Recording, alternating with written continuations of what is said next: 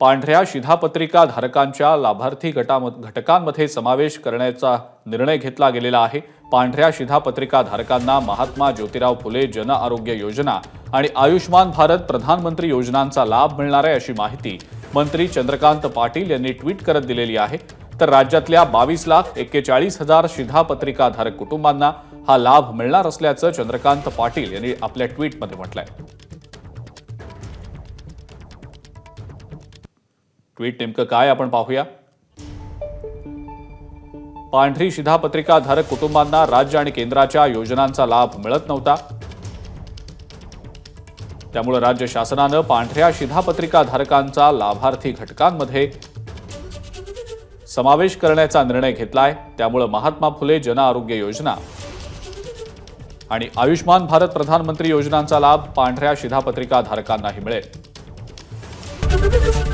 ABP माझा, उघडा डोळे बघा नीट।